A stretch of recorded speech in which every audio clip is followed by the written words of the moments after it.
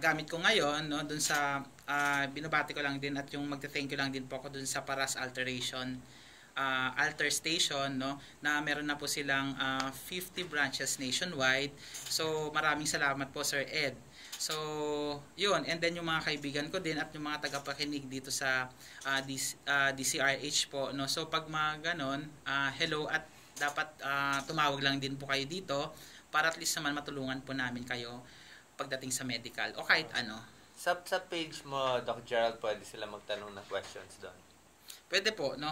Kasi minsan, ako talaga kasi yung sumasagot din doon, no? Lalo na pag mga medical, no? Kasi ako din naman talaga yung admin doon para at least naman maano natin, no? Ma-regulate natin kung ano po yung kailangan talagang sagutin. Minsan kasi pare-pareho yung mga tanong doon. So, pag magbasa lang din po kayo kung ano yung pinopost ko doon kasi doon po talaga tayo nagfo-focus sa isang tanong na lang para hindi din po halo-halo minsan.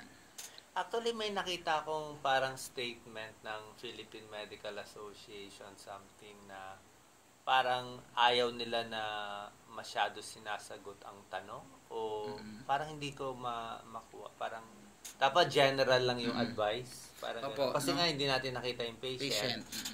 Tapos yung unless talagang kompleto yung record niya, kompleto yung mga laboratory. Pero kadalasan, syempre, maiksi lang yung tanong.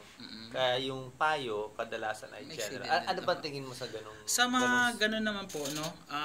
Ina-expect po talaga natin once na may page ka din sa Facebook o kaya kahit saan. Di ba minsan kasi tatanungin ka. So, kailangan kasi talaga ng thorough check-up at consultation talaga. Hindi natin kasi masasagot lahat yan at madadiagnose ang isang pasyente sa isang tanong lang.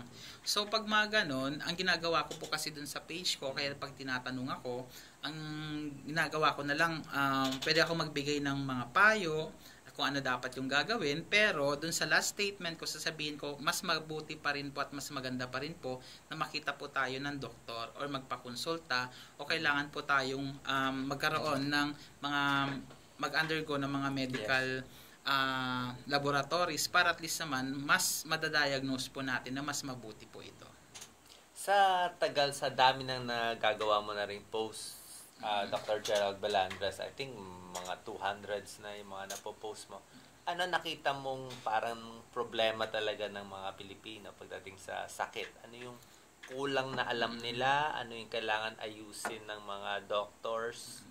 Diba? Ano ba kailangan natin i-educate? Kasi syempre sasabihin ng doctor, i-educate na namin. Pero marami pa rin mga gaps eh. Ano pang gaps na nakikita mo? So, nakikita ko lang din naman kasi, syempre, kung kaya minsan ang mga tao or mga Facebook users, tinitingnan po talaga natin dyan at inaaral din po natin kung tutuusin. Ang mga problema po kasi talaga nila dyan, wala po silang time para magpa-check up, minsan wala din po silang pera para magpa-check up at mag-undergo ng mga medical test. So yun mga common na na mga reklamo or ano. So pag mga ganun kasi talaga minsan na pa tayo parang nagagalit pa sila kung hindi natin